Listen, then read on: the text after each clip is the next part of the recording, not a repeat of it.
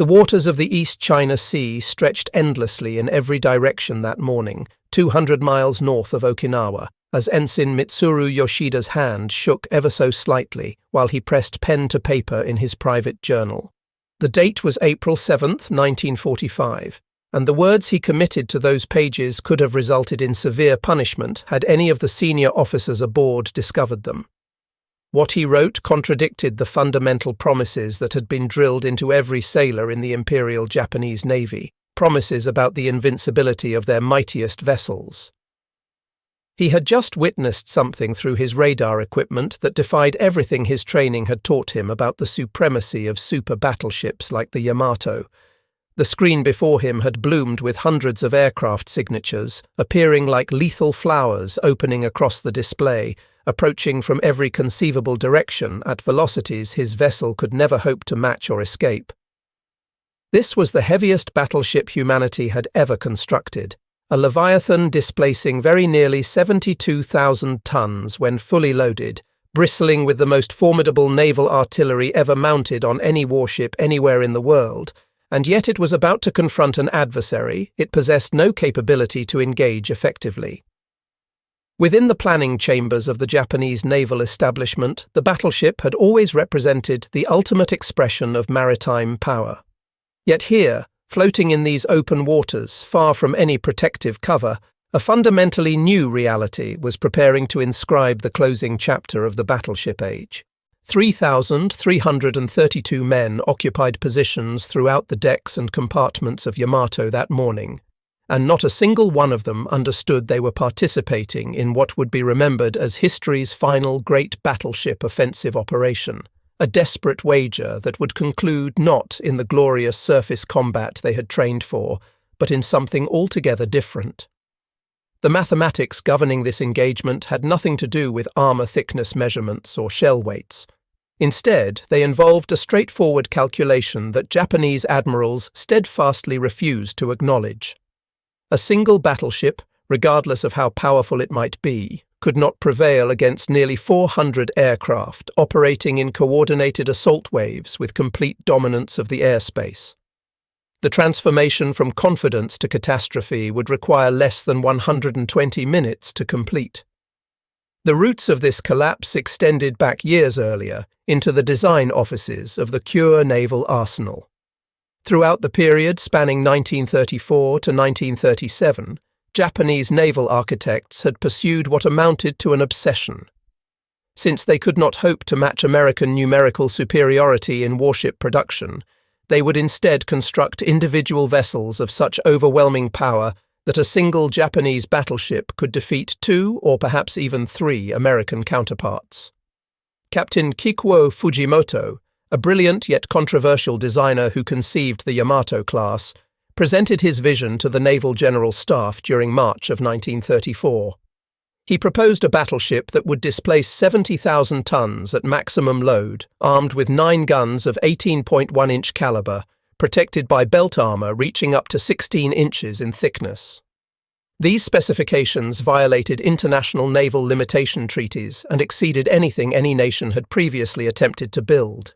Construction commenced in November 1937 at the shipyard facilities of the Kure Naval Arsenal under conditions of extreme secrecy. Every worker signed non-disclosure agreements with imprisonment as the penalty for violations. Neighborhoods surrounding the shipyard had their windows covered over with boards. Palm trees and tall barriers were erected to screen the construction site from any possible observation.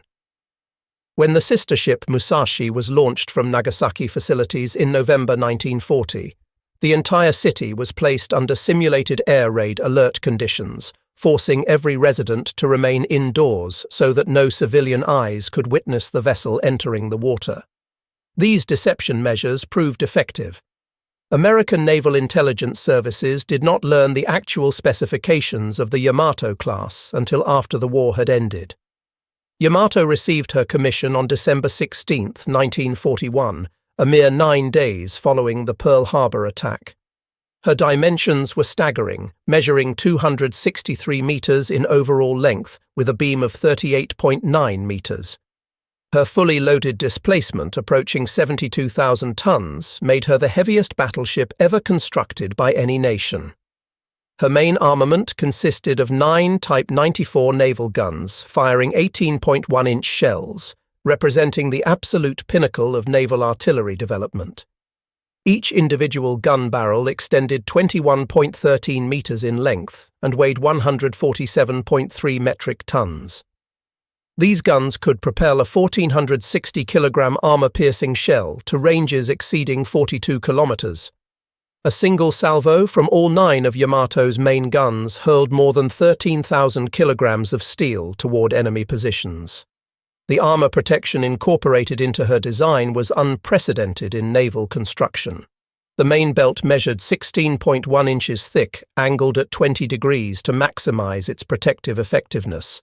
Main deck armor ranged from 7.9 inches over machinery spaces to 9 inches over the ammunition magazines.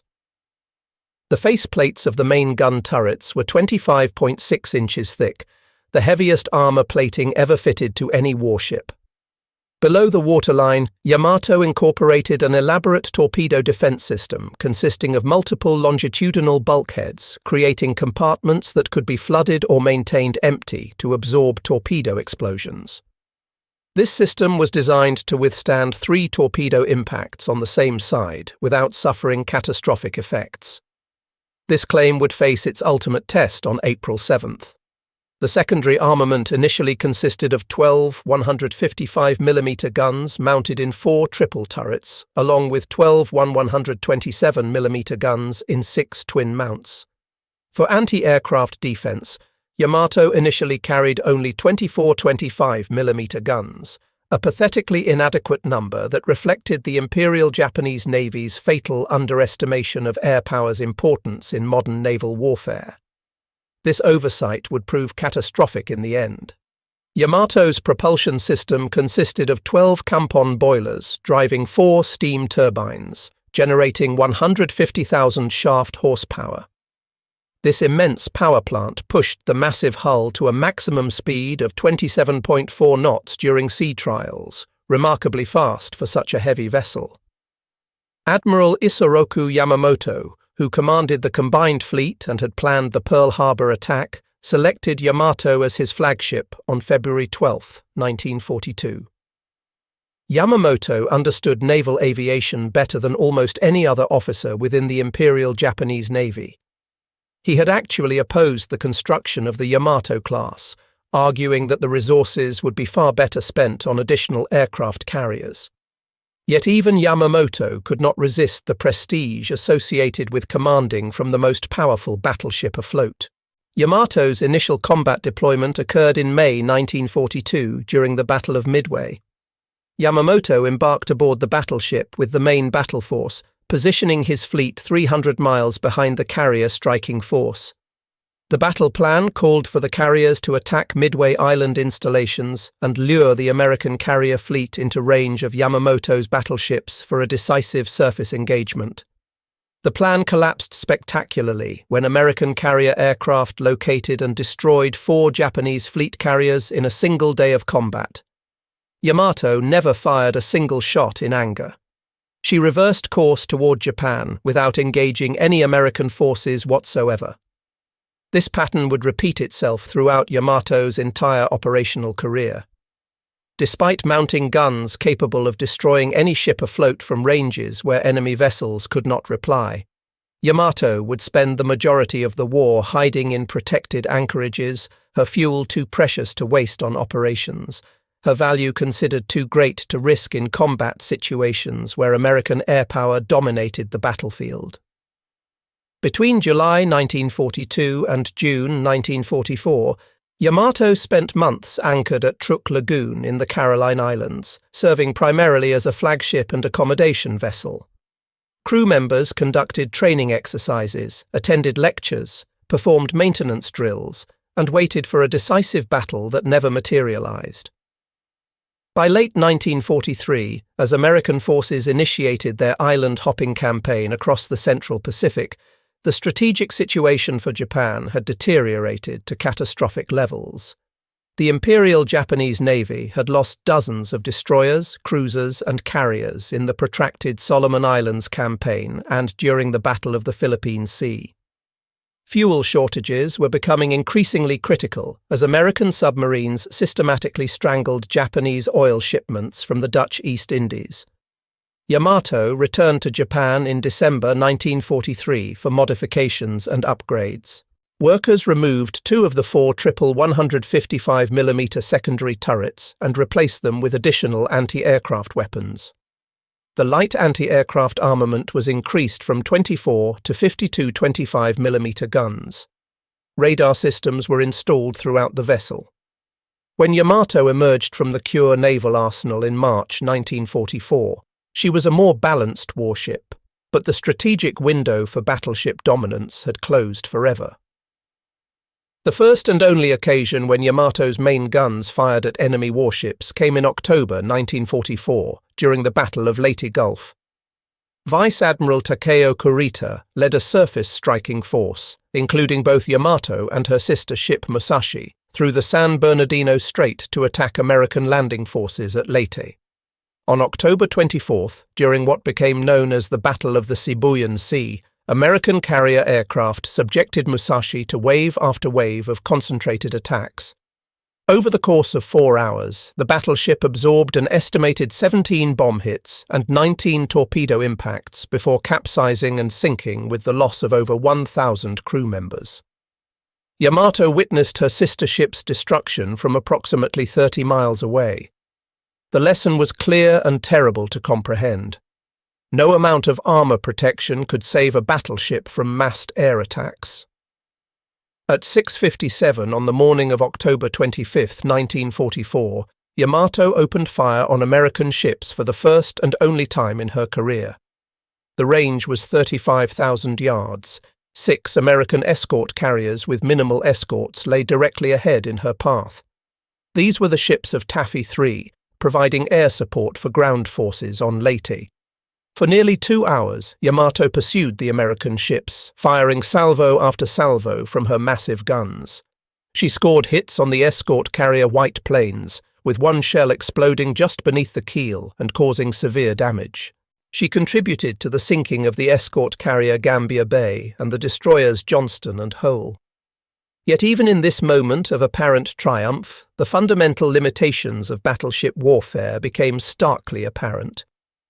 The American destroyers charged directly at the Japanese battleships in what should have been suicidal attacks, yet their desperate courage proved effective.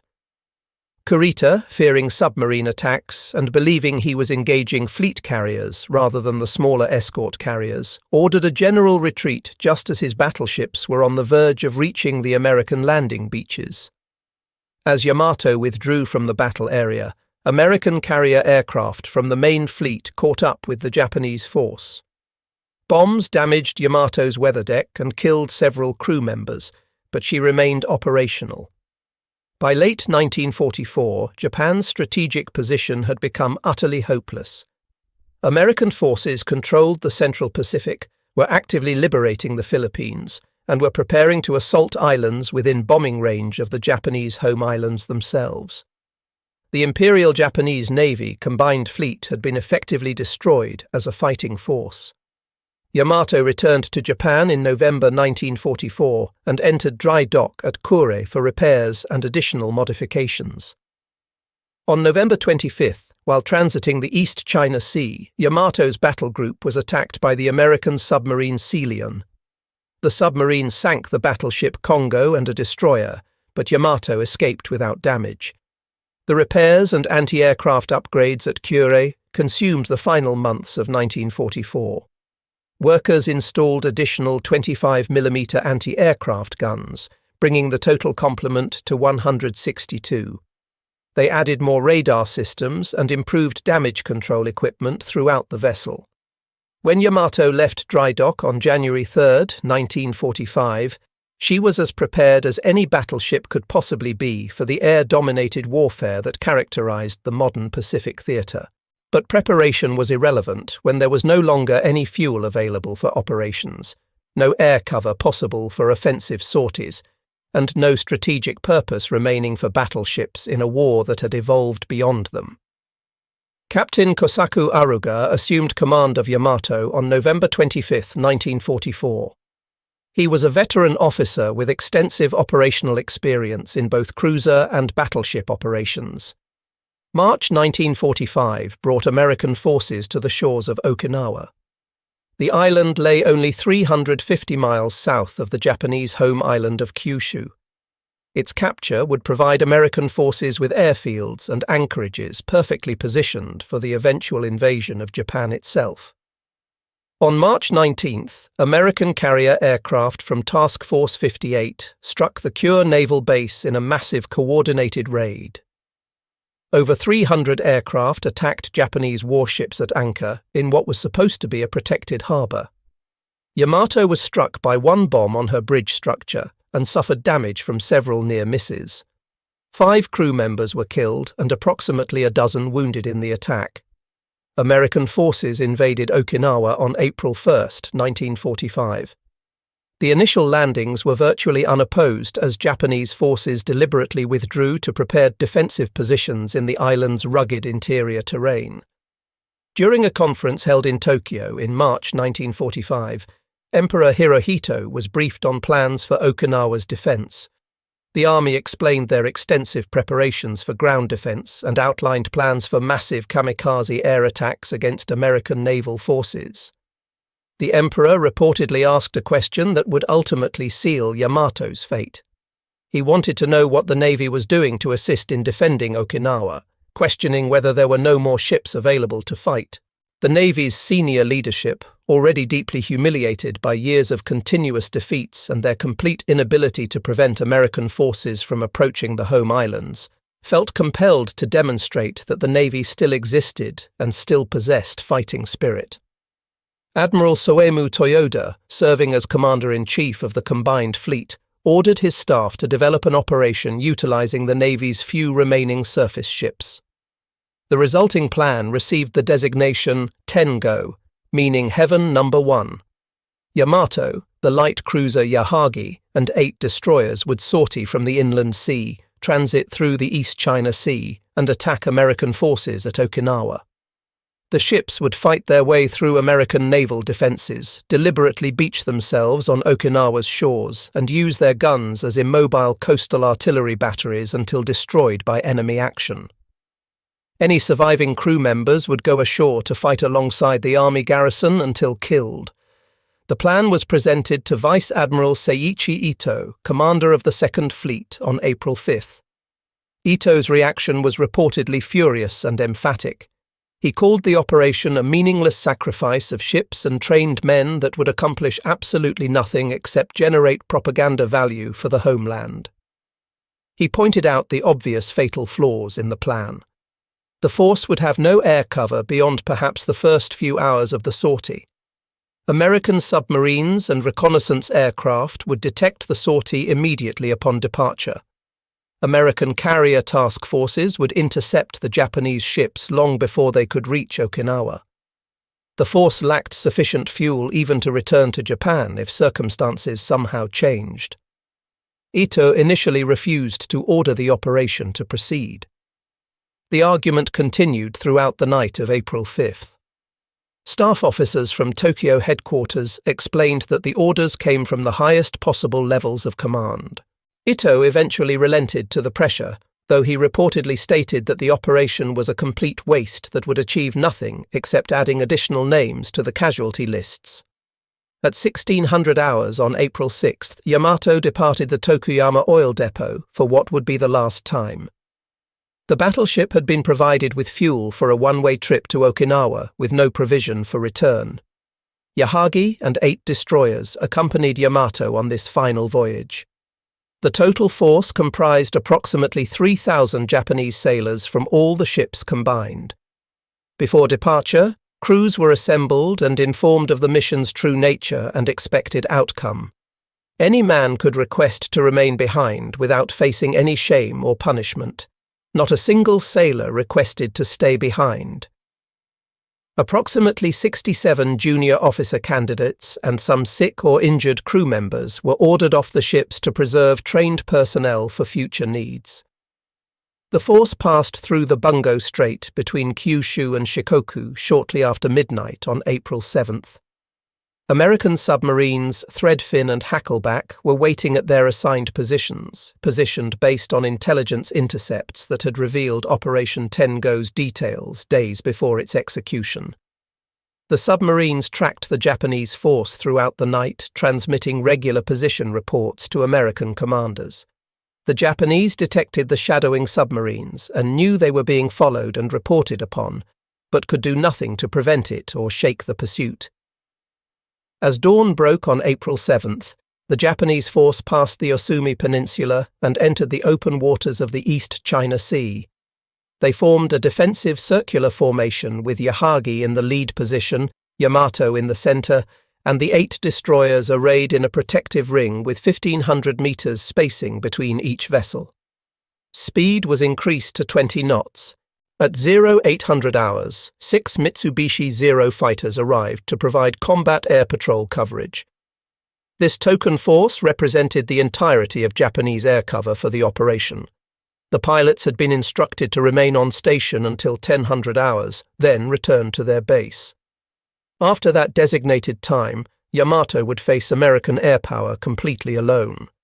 The morning weather was overcast with low clouds at 3,000 feet altitude and intermittent rain squalls passing through the area. Visibility varied dramatically from excellent to nearly zero, depending on local conditions. American reconnaissance aircraft first detected the Japanese force at 0823 hours. A Hellcat fighter from the carrier Essex spotted Yamato's unmistakable silhouette through a temporary break in the cloud cover. The pilot immediately transmitted a contact report that was received by Task Force 58 Command within minutes. Vice Admiral Mark Mitcher commanded Task Force 58 from his flagship, the carrier Bunker Hill. Task Force 58 consisted of 16 aircraft carriers, 8 fast battleships, 15 cruisers, and over 60 destroyers, with a total embarked air complement exceeding 1,000 aircraft. Mitcher had been expecting Yamato's sortie. American intelligence had successfully intercepted and decoded Japanese communications regarding Operation Tengo well in advance. Upon receiving confirmation that Yamato was actually at sea and heading south, Mitcher immediately began preparing a massive coordinated airstrike. Admiral Raymond Spruance, commander of the Fifth Fleet, initially ordered his battleship force under Rear Admiral Morton Dio to intercept Yamato for a traditional surface engagement. 6 modern American battleships, including Missouri and Wisconsin, began positioning themselves to meet the Japanese force in what would have been a classic battleship duel. Mitcher preempted this planned battleship engagement by launching his carrier aircraft without waiting for Spruance's specific approval. He understood perfectly well that carrier aircraft could destroy Yamato far more efficiently and with substantially less risk than any surface engagement. Spruance accepted Mitcher's decision after the fact. Task Groups 58.1 and 58.3 began launching aircraft at 1000 hours. The carriers Hornet, Bennington, Belleau Wood, San Jacinto, Essex, Bunker Hill, Hancock and Bataan launched a combined total of 280 aircraft in the first coordinated wave. The strike force consisted of 132 Hellcat and Corsair fighters, 50 Helldiver dive bombers, and 98 Avenger torpedo bombers. 53 aircraft from Hancock launched 15 minutes late due to coordination issues and subsequently failed to locate the Japanese force in the poor weather conditions, reducing the effective first wave to 227 aircraft. Task Group 58.4 launched a second wave of 110 aircraft 45 minutes after the first wave departed. This second wave included aircraft from Yorktown, Intrepid, and Langley. In total, approximately 386 American aircraft were committed to the attack, though only about 280 actually engaged the Japanese force due to navigation difficulties caused by the poor weather. Each Avenger torpedo bomber carried a Mark 13 torpedo fitted with a 600-pound Torpex warhead. Each Helldiver dive bomber carried either 1,000-pound armor-piercing bombs or 1,000-pound general-purpose bombs, plus two 250-pound bombs for additional striking power. The fighters carried bombs or rockets in addition to their standard machine guns and cannons. At 10:14 hours, Yamato's air search radar detected the first American reconnaissance aircraft circling beyond visual range. The 6 Japanese Zero fighters attempted to intercept the reconnaissance planes, but were hopelessly outnumbered and outperformed. They managed to shoot down no American aircraft whatsoever before withdrawing at 10:00 hours as their orders specified. After 10:00 hours, Yamato and her escorts faced the incoming American strike force entirely alone, without any friendly air cover. At 12:00 hours, American aircraft began circling the Japanese force just outside the effective range of anti-aircraft fire. Pilots from different carriers coordinated their attacks, organizing themselves into strike groups targeted on specific ships within the formation. The coordination was methodical and professional, demonstrating the vast combat experience American naval aviators had accumulated over 3 years of intensive Pacific operations. At 12:32 hours, lookouts aboard Yamato sighted the first incoming strike formations. Captain Hara aboard Yahagi later described the sight as absolutely terrifying. Large formations of aircraft circled the task force in both clockwise and counterclockwise rotations, resembling wolves circling their prey before attacking. At 12:34 hours, Yamato opened fire with her forward main battery turrets. The battleship was firing special Sanshikidan shells, specialized anti-aircraft munitions that used timed fuses to create a shotgun blast of steel fragments intended to destroy aircraft. Firing 18-inch naval guns at aircraft represented an act of pure desperation. The special shells proved completely ineffective against fast-moving aircraft. American planes simply flew through the massive explosions entirely untouched. At 12:37 hours, the first wave commenced its coordinated attack. Dive bombers descended through the cloud layers, pulling up at the last possible moment to release their bombs with maximum accuracy. Torpedo bombers approached at wave-top height from multiple directions simultaneously. Fighter bombers strafed the exposed decks with machine gun and cannon fire, systematically killing the anti-aircraft gun crews. The noise level was absolutely overwhelming for everyone aboard. Yamato's 162 anti-aircraft guns fired continuously in all directions. The thunderous roar of main battery guns firing anti-aircraft shells mixed with the screaming sound of diving aircraft engines and the desperate shouts of damage control parties throughout the ship. At 12:41 hours, 2 bombs struck Yamato's upper deck, destroying 2 triple 25mm anti-aircraft gun mounts and killing their entire crews instantly. The bombs blew significant holes in the deck plating, but did not penetrate through to vital spaces below the armor. At 12:45 hours, a torpedo struck Yamato far forward on the port side. The underwater explosion sent violent shockwaves reverberating through the entire massive hull. Flooding began in forward compartments, but watertight doors held their seals and the damage remained contained to the affected area. 2 additional bombs struck near the aft centerline turret at 12:46 hours. One bomb landed directly on top of the heavily armored turret roof, penetrating the armor plating and exploding inside the enclosed space. The explosion killed almost the entire turret crew manning the guns.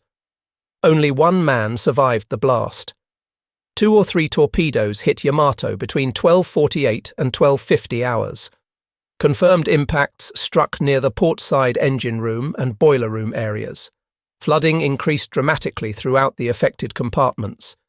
Counter-flooding procedures were immediately initiated on the starboard side to correct the developing list to port that threatened the ship's stability.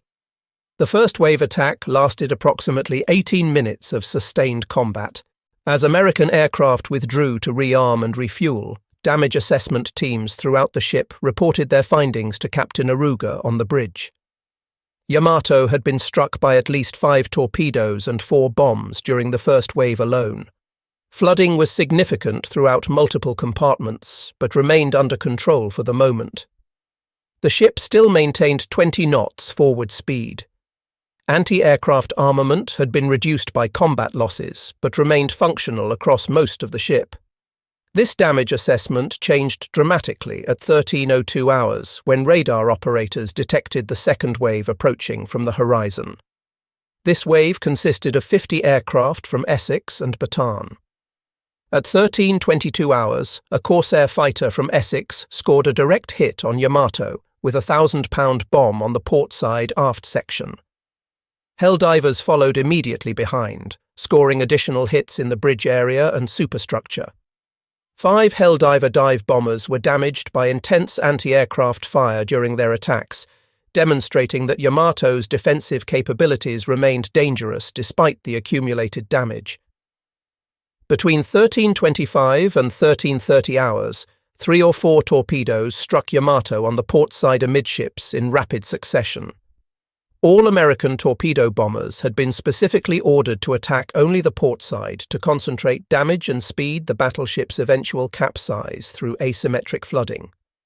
This tactical concentration of damage on one side proved devastatingly effective against even the most sophisticated damage control procedures. Flooding accelerated dramatically throughout the port-side boiler rooms and engine spaces. The list to port increased past 10 degrees and continued worsening. Counter-flooding operations on the starboard side corrected the list temporarily, but the damage control center reported to the bridge that the starboard outer engine room would have to be deliberately flooded to prevent the ship from capsizing. Captain Aruga faced an agonizing decision. Flooding the starboard engine room would temporarily save the ship by correcting the dangerous list, but it would also doom 300 men currently stationed in that compartment. There was absolutely no time available to evacuate them before the flooding valves had to be opened. Aruga made the terrible decision and gave the order. The valves were opened and seawater rushed into the compartment, drowning 300 sailors at their duty stations while they worked to keep the engines running. At 13:33 hours, the third wave of American aircraft arrived over the target.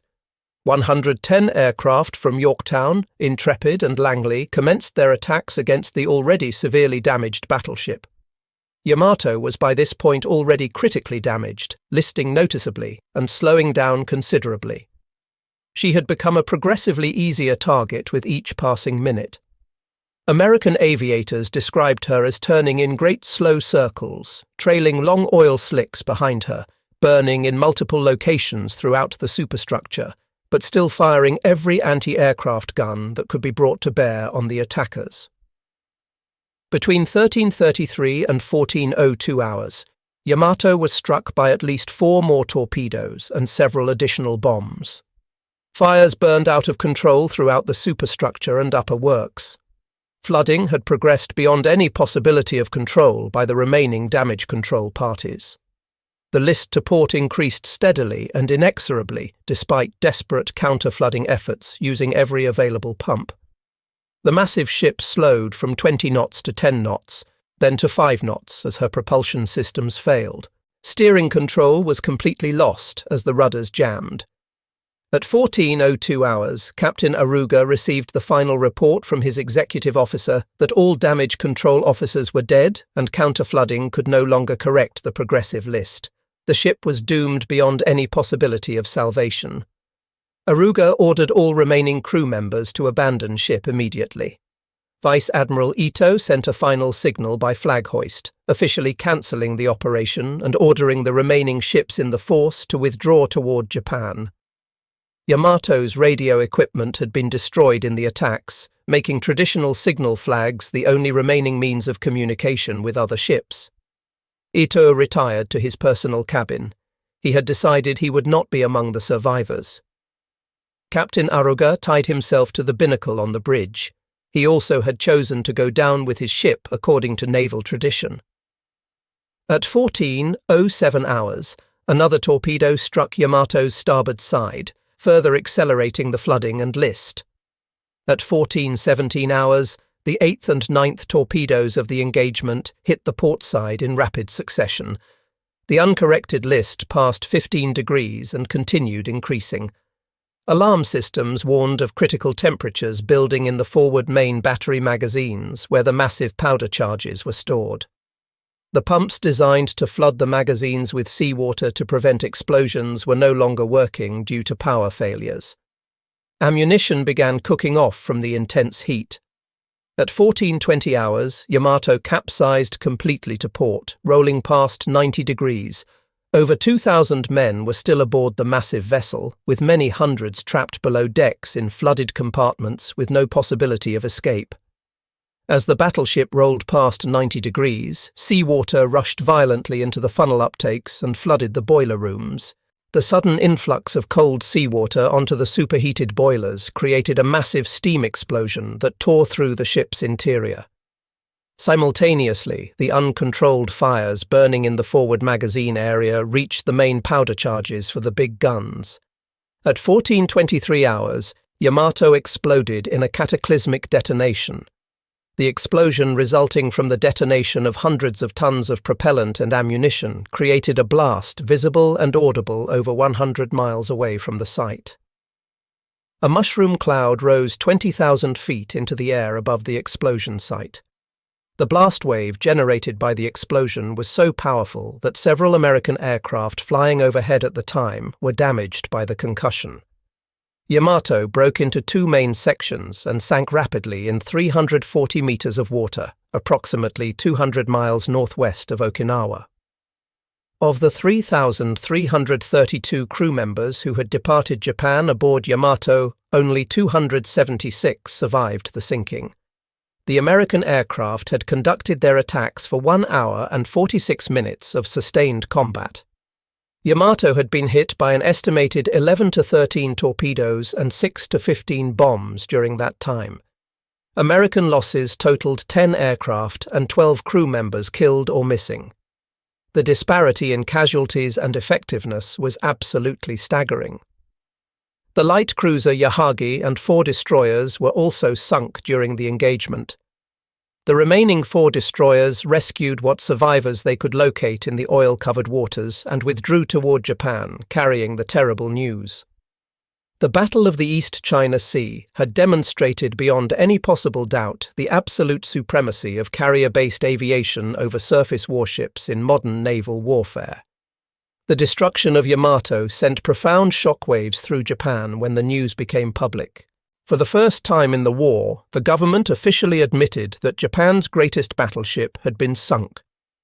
The official announcement described Yamato's mission in heroic terms, claiming the ship had fought valiantly against overwhelming odds to defend Okinawa from invasion. The reality underlying the propaganda was far bleaker and more sobering. Yamato had accomplished absolutely nothing of strategic value except adding 3,000 additional names to the mounting casualty lists. She had sunk no American ships whatsoever. She had prevented no landings.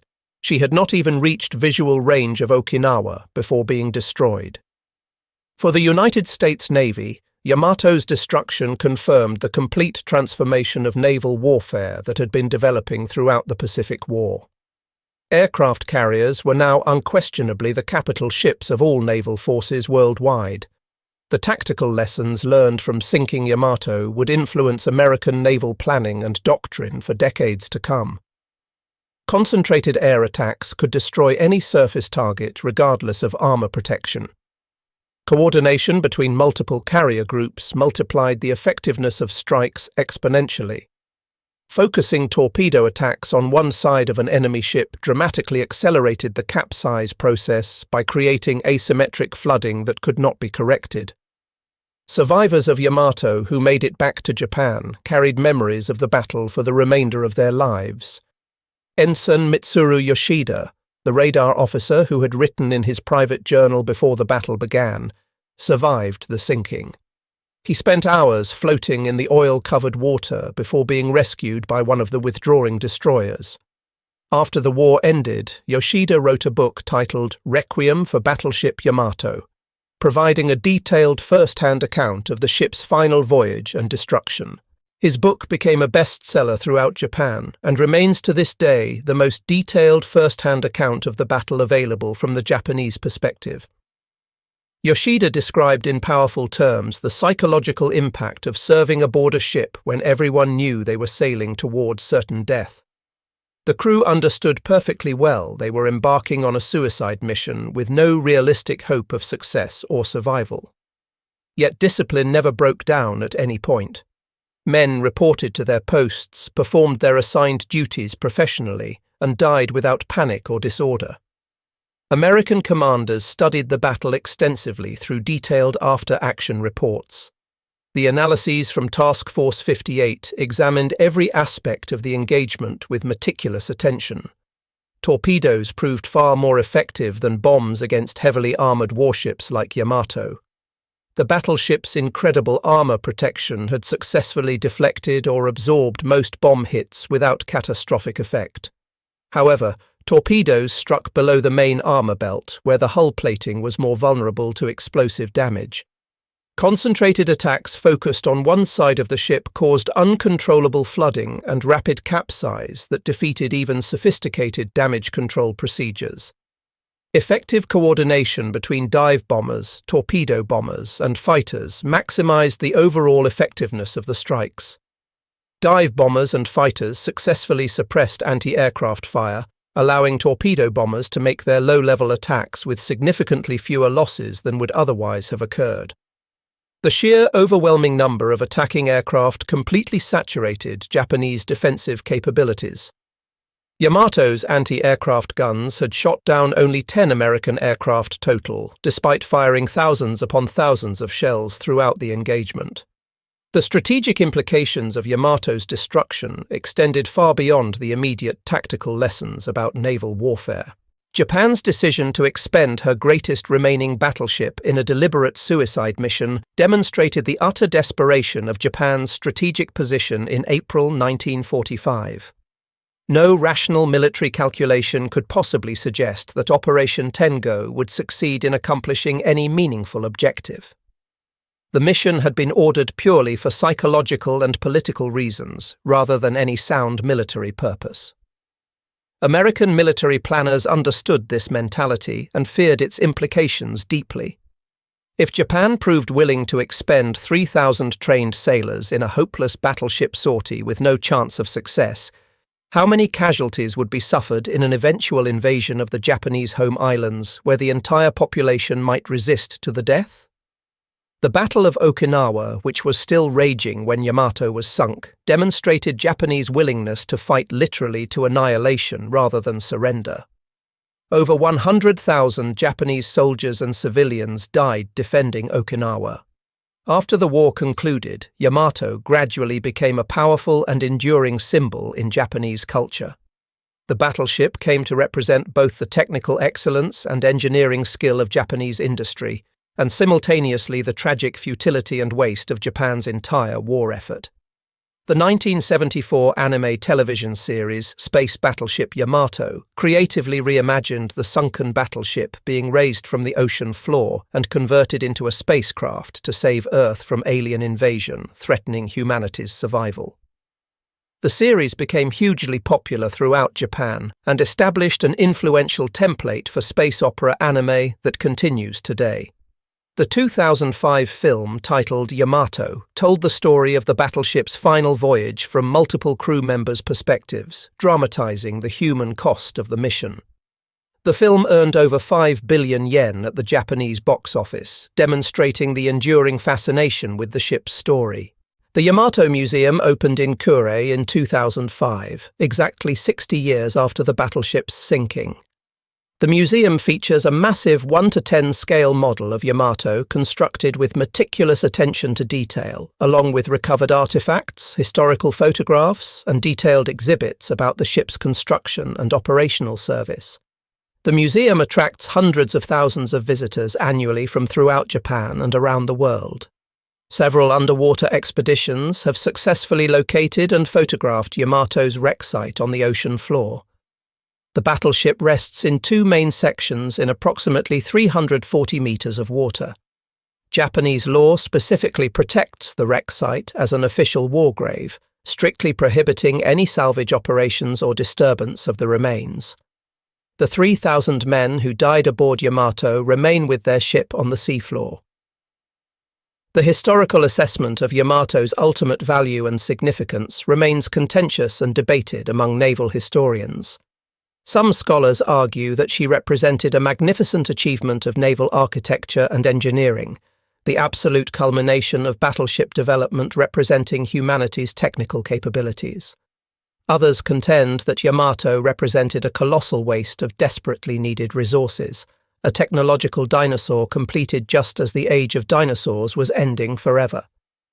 Both perspectives contain elements of truth that cannot be easily dismissed.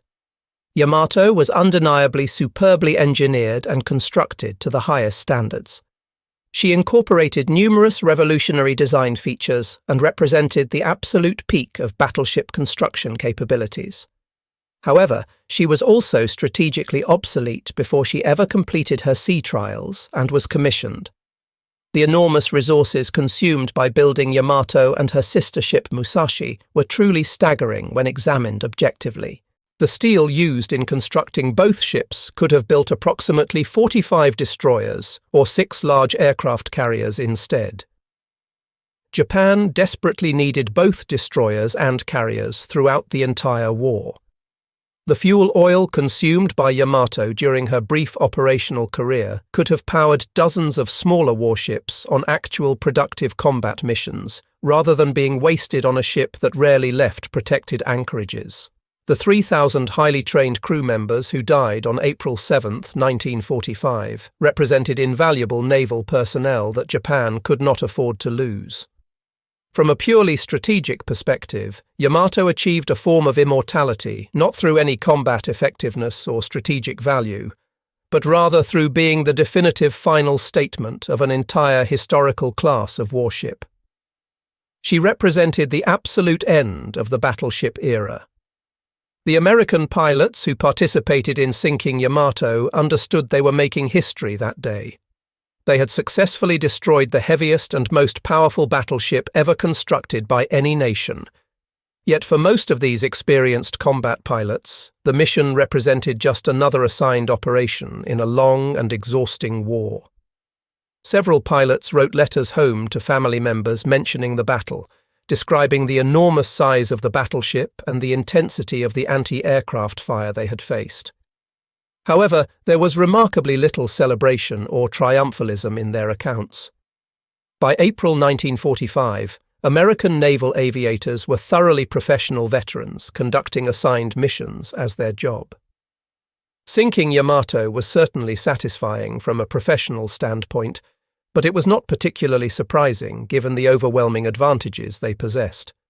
They had superior training, extensive combat experience, excellent aircraft, and overwhelming numerical superiority. With these advantages, they could destroy any ship afloat with methodical efficiency. This fundamental contrast between American military professionalism and Japanese sacrificial attacks characterized the entire final year of the Pacific War. American forces approached every combat situation with overwhelming material superiority and systematic tactical planning designed to minimize their own casualties. Japanese forces, critically lacking in both resources and any viable strategy for victory, increasingly resorted to suicidal attacks intended primarily to inflict maximum psychological impact while achieving minimal actual tactical results. Yamato's deliberate suicide mission fit this desperate pattern perfectly. The mission was never realistically expected to succeed from any military perspective, but Japanese leaders felt compelled to demonstrate fighting spirit even when such spirit accomplished nothing productive. Yamato's 3,000 dead sailors did not slow the American advance by even a single day. Okinawa fell to American forces exactly as planned. American aircraft began systematically bombing the Japanese home islands with complete impunity. 4 months after Yamato sank beneath the waves, Japan surrendered unconditionally to end the war. The final and perhaps greatest irony of Yamato's story is that she was ultimately sunk while attempting to accomplish exactly what American forces most wanted. The mission drew Yamato out of protected harbors into open waters, where American carrier aircraft could attack her with overwhelming force and destroy her completely.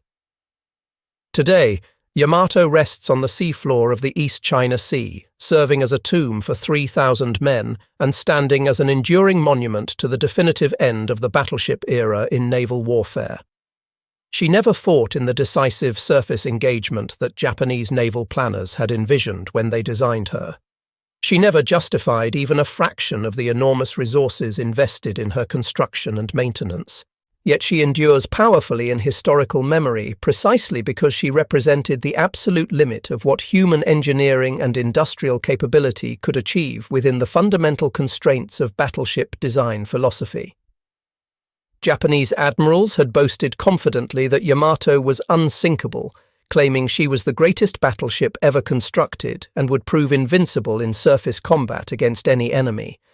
They were absolutely correct in their assessment that she was the most powerful battleship ever built. But their claims of unsinkability were proven catastrophically wrong when nearly 400 American aircraft destroyed her in less than 2 hours of sustained combat.